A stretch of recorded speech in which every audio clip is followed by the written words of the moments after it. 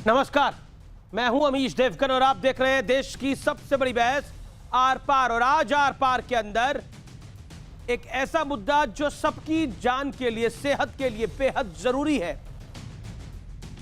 आज बकरी ईद को लेकर सियासी अखाड़े में कुश्ती शुरू हो गई, क्योंकि समाजवादी पार्टी के सांसद शफीकुर रहमान साहब ने यह मांग उठा दी कि बकरी ईद पर मस्जिदों में सामूहिक नमाज पढ़ने और पशु बाजार खोलने की मंजूरी दे दी जाए। पशुओं के बाजार का जिक्र इसलिए हुआ क्योंकि बकरी ईद पर जानवरों की कुर्बानी यानी बलि दी जाती है। लेकिन शफीकुर रहमान बकर इस मांग पर बीजेपी के संगीत सोम, जो कि विधायक है, वो बहुत भड़क गए और ये कहा कि ये आपकी खाला की सरकार नहीं है, भारतीय जनता पार्टी की सरकार है और यहां वही होगा जो कानून के मुताबिक है। ये बवाल इसलिए बड़ा हो गया क्योंकि उत्तर प्रदेश में कोरोना के मामले तेजी से बढ़ रहे हैं, लेकिन शफीकुर रहमान कह रहे हैं कि बकरी ईद की नमाज से कोरोना दूर होगा। संगीत सोम ने इस पर भी सवाल उठाते हुए कहा कि अगर ऐसा होता तो पाकिस्तान से कोरोना पूरी तरह दूर हो गया होता। तो उधर योगी सरकार में मंत्री मोहसिन रजा कह रहे हैं कि हमारे लिए बकरे की कुर्बानी से ज्यादा जरूरी है इंसानों की जान बचाना। तो आज इसी पर होगी देश की सबसे बड़ी बहस, बकरे की कुर्बानी जरूरी या इंसान की जान।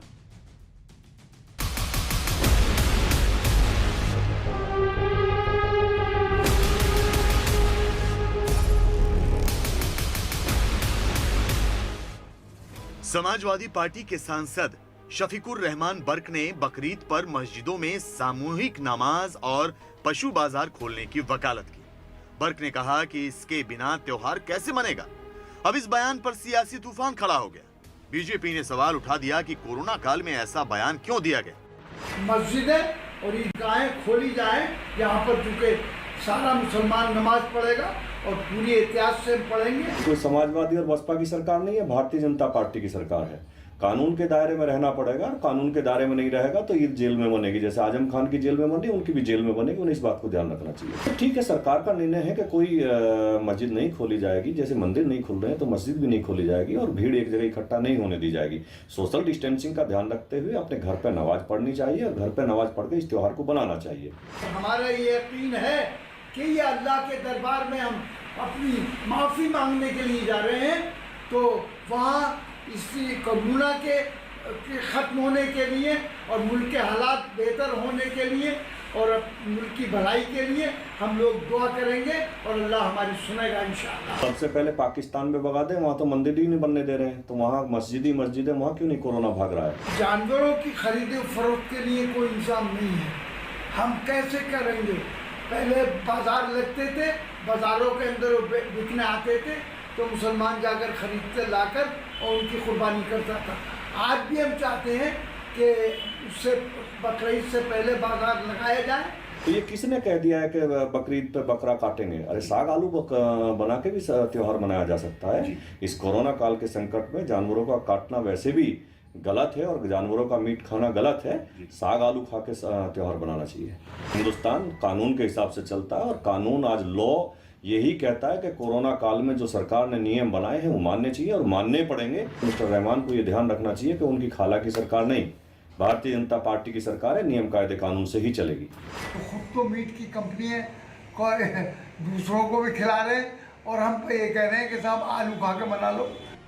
इसी बीच बकरीद को लेकर योगी सरकार की गाइडलाइन जारी कर दी गई, जिसमें कहा गया कि किसी भी धार्मिक स्थल पर भीड़ न जमा हो, बकरीद पर खुले में कुर्बानी न दी जाए, कोरोना के चलते सामाजिक दूरी का पालन किया जाए। कुर्बानी से महत्वपूर्ण है इंसानी जान, ये हर मजहब यही बताता है।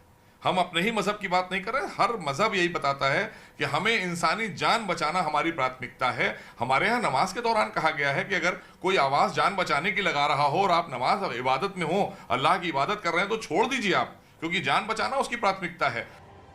उधर बीजेपी नेता अर्जुन सिंह ने हाईकोर्ट में याचिका देकर मांग की है कि ईद पर खुले में कुर्बानी न दी जाए और ऑर्गेनिक होली और दिवाली की तरह बकरीद पर अपने प्रियजनों की तस्वीर वाले केक काटकर प्रदूषण मुक्त बकरीद मनाएं। तो आज इसी पर होगी देश की सबसे बड़ी बहस, बकरे की कुर्बानी जरूरी है इंसान की जान।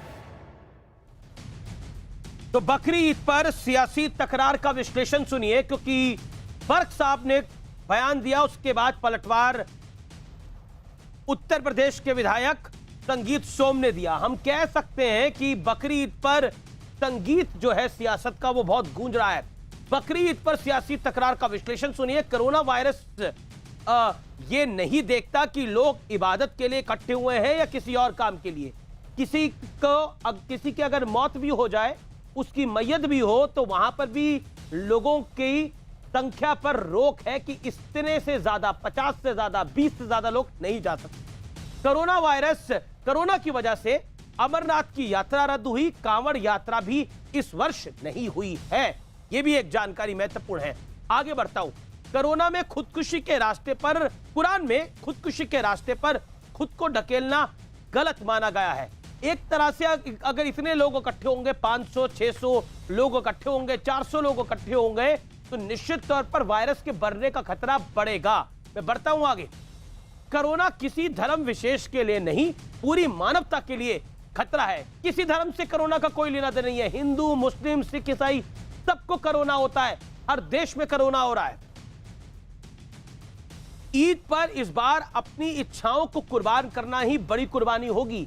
यानी चाहे वो श्रावण मास हो, क्योंकि तब भी लोग मंदिर जाते हैं, पूजा करते हैं, चाहे वो ईद हो, सबसे बड़ी इबादत पूजा वही है कि आपकी जान बची रहे। मक्का बंद, जामा मस्जिद बंद, फिर सामूहिक नमाज की मांग क्यों? मैं इस सवाल के साथ इस डिबेट को ओपन करता हूं। मेरे साथ आज की इस चर्चा में डॉक्टर संबित पात्रा हैं, जो कि बीजेपी के राष्ट्रीय प्रवक्ता हैं। मेरे साथ आज की इस चर्चा में मोहसिन रजा जुड़ेंगे, जो कि अल्पसंख्यक मामलों के मंत्री हैं, उत्तर प्रदेश से मेरे साथ हैं। मेरे साथ सुबूही खान है इस चर्चा में। मेरे साथ शोहेब जमा